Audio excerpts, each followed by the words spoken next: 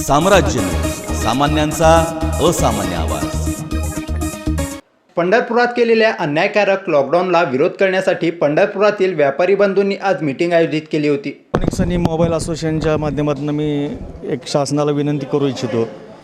हा जो 30 एप्रिलपर्यंत जो लागलेला लॉकडाऊन आहे तो जाचक आहे व्यापाऱ्यांच्या दृष्टीनं. समोर पाडवा आहे. एकतर एक वर्ष आम्ही या लॉकडाऊनला झेलतो आहोत. जो 5 दिवसाचं जे शासनानं हे दिलेलं होतं ते आम्ही सगळ्या व्यापाऱ्यांना मान्य आहे. शनिवार रविवार 2 दिवस पूर्ण लॉकडाऊन असावा याच्याशी आम्ही सहमत आहोत. परंतु 30 एप्रिलपर्यंत 6 एप्रिल ते 30 एप्रिलपर्यंतचा लॉकडाऊन हा आम्हाला मान्य नाही आहे. त्यामुळे आमच्या सर्व व्यापारी असोसिएशननं एक निर्णय घेतलेला आहे की आम्ही उद्यापासून सर्वजण व्यापार चालू करतो आहोत आणि शासनाला नियम पाळून आम्ही करू दे. आम्हाला शासनाला विनंती आमची की हे जे जाचक लॉकडाऊन लावलं आहे त्यातनं सर्व व्यापाऱ्यांना मुक्त करावं. महावीर गांधी सराफ असोसिएशन पंढरपूरचा अध्यक्ष.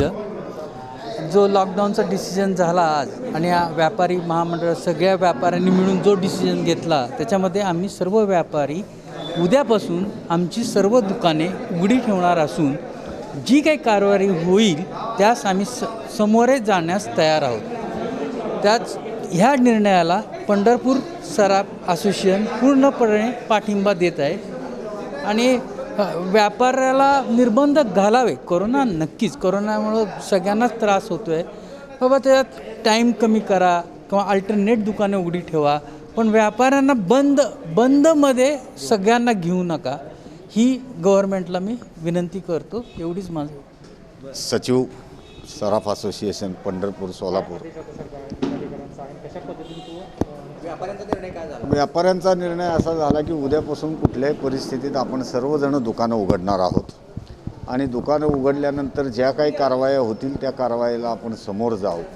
फक्त प्रशासनाने जी फसवणूक केली की सगळ्यांच्या रॅपिड अँटीजन करून घेतल्या, तुम्ही दुकानं उघडा, शनिवार रविवार आम्ही बंद ठेवू असं सांगितलं आणि फसवणूक केली, ही सगळ्यांना जिव्हारी लागली. त्यामुळे सगळ्यांनी एकमताने सर्व असोसिएशननी, कापड असू, इलेक्ट्रॉनिक्स असू, सराफ असोसिएशन असू, छोटे दुकानदार असू, या सर्वांनी असं ठरवलेलं आहे की उद्याच्याला आपण सगळ्यांनी आपापली दुकानं उघडायची. तिथे जाऊन आमदार प्रशांत परिचारक यांनी व्यापाऱ्यांची समस्या जाणून घेतल्या आणि विरोधी पक्षनेते देवेंद्र फडणवीस यांच्याशी दूरध्वनीवरून संपर्क करून त्यांच्याशी समस्यांबद्दल चर्चा केली. केलेली असून आम्ही वर्षभर कसे हालात दिवस काढलेत आम्हाला माहीत आहे.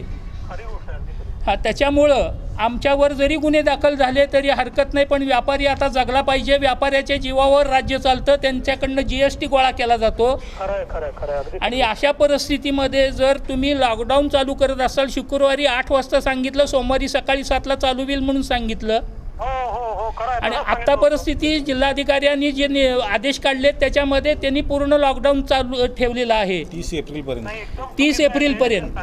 ही परिस्थितीत आम्ही दुकानं चालू करणार आहोत.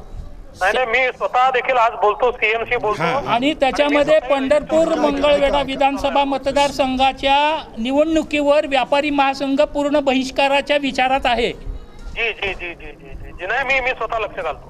तर आमची विनंती आपण लक्ष घालून आम्हाला न्याय द्यावा. आम्ही आहोत सगळ्या छोट्या दुकानदाराच्या, व्यापाऱ्यांच्या सगळ्यांच्या सोबत आम्ही आहोत आणि आम्ही पूर्ण त्याच्या संदर्भातली माहिती म्हणजे तिथे सगळं हे करून आणि त्यातून मार्ग काढायचा प्रयत्न करतो मी स्वतः. धन्यवाद साहेब. शासन दरबारी यासंबंधी आवाज उठवून योग्य ती कारवाई करून हा अन्यायकारक लॉकडाऊन काढून योग्य ती खबरदारी घेऊन पंढरीतील व्यापाऱ्यांना दुकान उघडण्यास परवानगी द्यावी अशी चर्चा झाल्याचे सांगितले. महाराष्ट्रामध्ये पुन्हा एकदा लॉकडाऊनचा निर्णय ठाकरे सरकारने जाहीर केला. आम्ही चौकशी केली त्यावेळेस आम्हाला सांगितलं की हा अंशतः लॉकडाऊन आहे, शनिवार रविवार लॉकडाऊन पाळला जाईल, 5 दिवस सर्व बाजार चालू राहतील. पण दुर्दैवानं जे त्यांनी GR खाली पाठवला त्याच्यामध्ये मात्र 30 तारखेपर्यंत पूर्णपणे ही लॉकडाऊनचा निर्णय त्या ठिकाणी घेतला आहे. आज व्यापाऱ्यांनी या ठिकाणी पंढरपुरातलं हे तुम्हाला माहीत आहे की तीर्थक्षेत्र आहे. हातावरती पोट असणारी लोक, इथं वारकरी आला मंदिरात गेला तरच धंदे होतात. अशा परिस्थितीमध्ये या सर्वसामान्य व्यापाऱ्याला जगायचं कसं ही भ्रांत आहे. पण हा बंदचा निर्णय घेतला आहे. अशा परिस्थितीत व्यापाऱ्यांनी ठरवलं की उद्या आम्ही बंद पाळणार नाही, दुकानं उघडणार. आम्ही या ठिकाणी आल्यावर त्यांची विरोधी पक्षनेते देवेंद्रजी फडणवीस साहेबांबरोबर त्यांना चर्चा करून दिली. फडणवीस साहेब ठाकरे सरकारच्या कानावरती ही गोष्ट घालतो म्हणलेत, पण तरीसुद्धा व्यापाऱ्यांनी ठरवलं आहे की जर या ठिकाणी त्यांनी लॉकडाऊनचा निर्णय मागं नाही घेतला तर उद्यापासून दुकानं उघडली जातील. त्यांच्या काय केसेस करायच्या त्या केसेस अंगावर घेतल्या जातील.